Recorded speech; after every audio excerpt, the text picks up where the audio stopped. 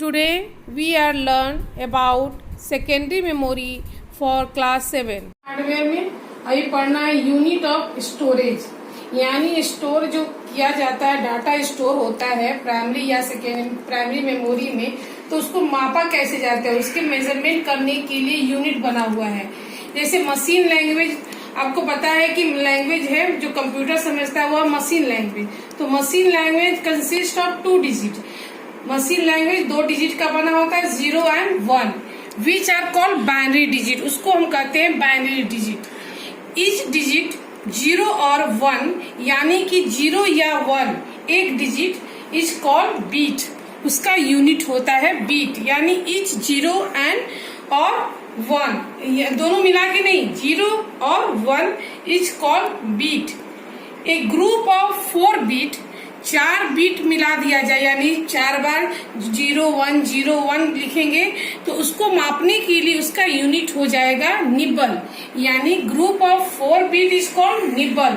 और जब group of 8 beat, जब 8 बीट जब मिल जाता है तो वह कहलाता है बाइट, और ये हो जाता है उसका unit 8 beat.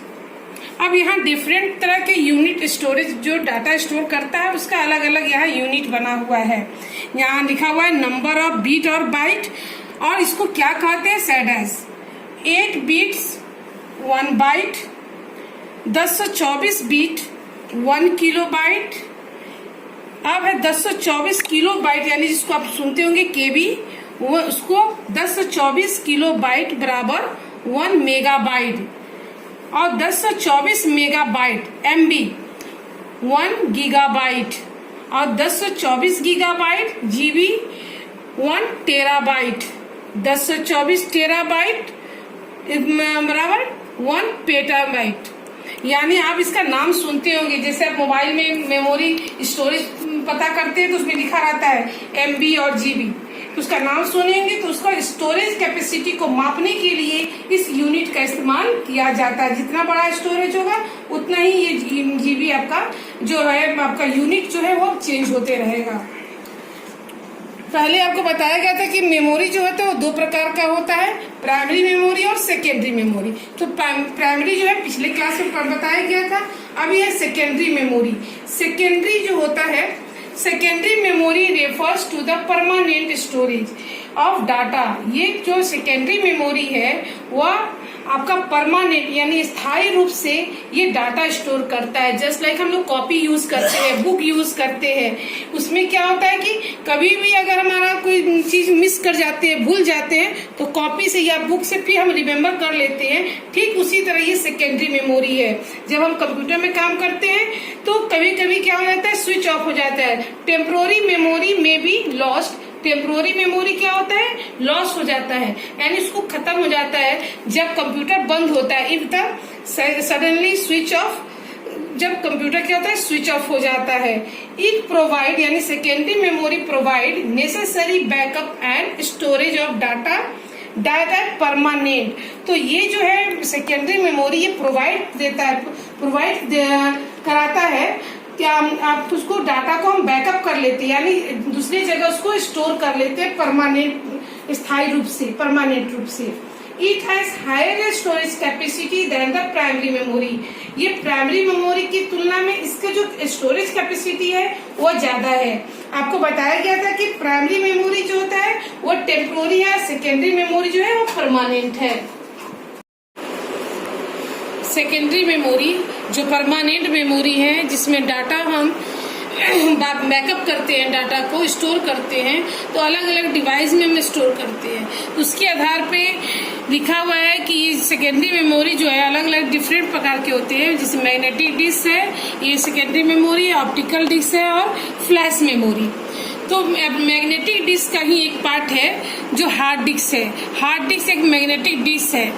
It is the most widely use in internal storage magnetic disk. ये एक हार्ड डिस्क जो है वो मैग्नेटिक डिस्क है जो इंटरनल यानी कंप्यूटर के अंदर स्टोर रहता है। ये it is made up spindle smooth magnetic plates coat with thin layer of magnetic layer जो एक स्पेंडल के बीच जो स्पेंडल होता है उसके चारों तरफ एक थीन प्लेट लगा हुआ होता है जिसमें मैग्नेटिक लेयर बना हुआ कोड किया हुआ होता है जिसमें डाटा स्टोर होता है।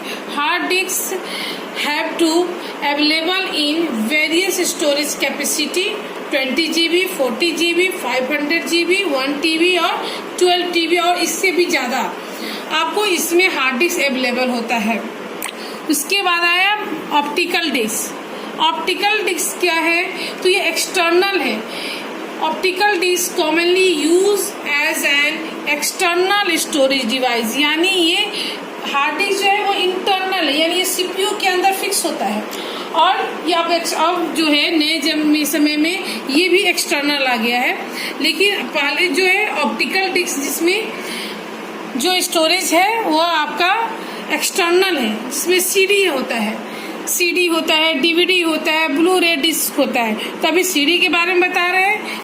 सीडी है जो ऑप्टिकल डिस्क है, तो सीडी जिसको हम कंपैक्ट डिस्क कहते हैं। It is an common optical disk. It is made of plastic material, जो एक प्लास्टिक मटेरियल का होता है। ये प्लास्टिक बहुत लाइट वेटेड यानी हल्का होता है। With a chemical coded on one where data stored, इसमें उसमें जो है जो प्लास्टिक है उस पर एक जो है केमिकल का कोडिंग होता है जिसमें डाटा स्टोर होता है। It is inserted into a CD और DVD ROM drive and CD और डीवीडी राइटर। ये जो है सीडी रोम में इंसर्ट किया जाता है, राइटर में जो है उसका बना हुआ था राइटर, उसमें हम सीपीयू के अंदर सीडी राइटर और सीडी रोम होता है वहाँ इसको इंसर्ट करते हैं, यानी इसको लगाते हैं सीपीयू के अंदर। There are capacity of 120 mm, standard CD is 700 mm, यानी कि जो है इसकी जो कैपेसिटी है 120 mm से लेके 700 mm तक होती है।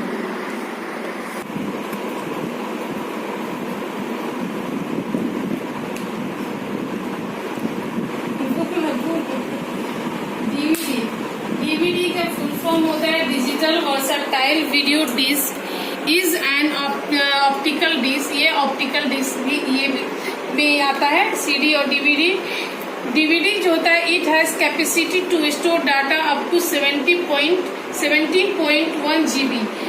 ये इसके जो कैपेसिटी है वो सीडी की अपेक्षा ज्यादा है। सीडी में 700 MB तक होता है और इसमें जो है डाटा 1 GB तक होता है। DVD is the merge of video and audio in common format, यानी कि इस डीवीडी में आप देखते हैं इस कैपेसिटी ज्यादा है तो इसमें वीडियो और ऑडियो हम इसमें जो है स्टोर कर सकते हैं, मर्ज कर सकते हैं। इट हैज इंसर्ट डीवीडी रोम और सीडी राइटर। इसके लिए अगर डीवीडी में केवल रीड करना है तो उसको इंसर्ट करते हैं डीवीडी रोम में। अगर आपको किसी भी इंफॉर्मेशन को डाटा को स्टोर करना है डीवीडी में तो उसके लिए राइटर का इस्तेमाल करते हैं, डीवीडी राइटर, जो सीपीयू में इसका जो है ड्राइव बना हुआ होता है।